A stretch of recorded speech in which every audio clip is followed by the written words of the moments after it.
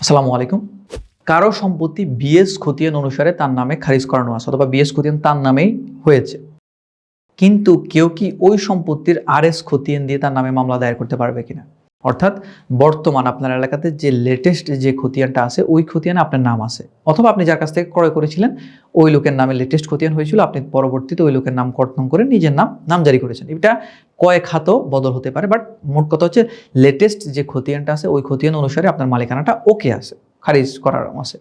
এখন কেউ কি চাইলে মানে বর্তমান যে খতিয়ান তার আগের যে খতিয়ানটা মানে সাবেক যে খতিয়ানটা বলি আমরা, সাবেক খতিয়ান দিয়ে মামলা দায়ের করতে পারবে কিনা? উত্তর হচ্ছে হ্যাঁ, মামলা দায়ের করতে পারবে।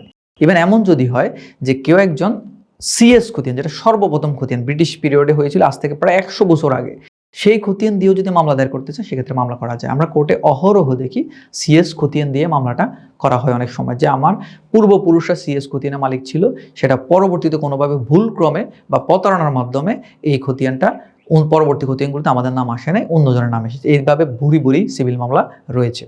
এটার কাহিনীটা আমি আপনাকে বলি। সেটা হচ্ছে, আপনি যে পৃথিবীতে এসেছি আমাদের কিন্তু একটা পরম্পরা আছে, আমরা কোনো না কোনো একটা চেইনের মাধ্যমে কিন্তু এসেছি।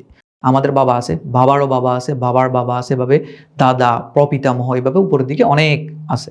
জমিও ঠিক তেমনি, জমির একটা চেইন আছে। জমি কিন্তু হুট করে কারো উপর নাজিল হয় না, একটা একটা করে আস্তে আস্তে আসে। ধরুন আপনি এখন মালিক আছেন, আপনার আগে কেউ একজন মালিক ছিল, সেটা আপনার বাবা হতে পারে বা আপনি যার কাছ থেকে ক্রয় করছেন সে হতে পারে, তার আগে কে ছিল সম্পত্তি, এভাবে কিন্তু একটা চেইন থেকে থাকে।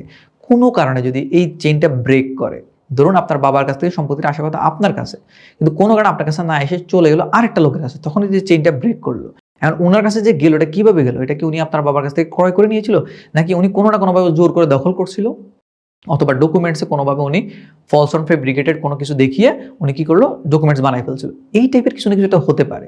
এই যে চেইনের ব্রেকটা হলো, যেটা আপনি বলতেছেন যে এই সম্পত্তির মালিক আমি হওয়ার কথা কিন্তু আরেকজন হয়ে গেল, অথবা আরেকজন বলতেছে আপনি যে সম্পত্তিটা দখল করতেছেন এটা আপনার মালিক না, এটা সম্পত্তির মালিক আমরা ছিলাম, আমাদের পূর্বপুরুষরা ছিল। কোনো না কোনোভাবে এটা কোনো একটা জায়গায় সমস্যা হলো, বা প্রতারণার কারণে এটা হলো, বা কারো না কারো গায়ের জোরে বা যে কোনো কিছুতে হলো, যে সম্পত্তিটা চেইনটা ভেঙে গেল। তখন ওই চেইনটা যেখানে ভেঙে গেল বলতেছে, তো এই চেইনটা ধরেই উনি চায় মামলা করতে। তো চেইনটা ধরতে গেলে কখনো কখনো সিএস খতিয়ান পর্যন্ত যাওয়া লাগতে পারে, কখনো কখনো আরএস খতিয়ান দিয়ে করা লাগতে পারে। মানে আপনার এখানে যে লেটেস্ট যে খতিয়ান আছে সেই খতিয়ান ধরেই যে মামলা হবে তা না, উনি চাইলে সাবেক খতিয়ানগুলো ধরেও আপনার বিরুদ্ধে মামলা দায়ের করে, সিভিল মামলা করে ওই সম্পত্তিটা মালিকানাটা এনশিওর করে মালিকানা অর্জন করতে পারে। সেই ক্ষেত্রে মামলা করলে যে সম্পত্তির মালিক হয়ে যাবে জিনিসটা কিন্তু ওইরকম না।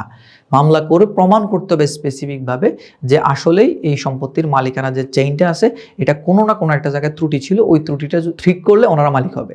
আর অথবা আপনি দেখাতে পারেন যে ত্রুটি ছিল, ত্রুটিটা ঠিক করলে আমরা মালিক হব। সেক্ষেত্রে আপনি ওই ত্রুটিটা ঠিক করার জন্য যে ডকুমেন্টসটা দরকার সেই ডকুমেন্টসগুলো সাবমিট করে চাইলে আদালত থেকে কাঙ্ক্ষিত রায়টা নিয়ে এসে জমির মালিকানা অর্জন করতে পারেন। আশা করি বুঝতে পেরেছেন।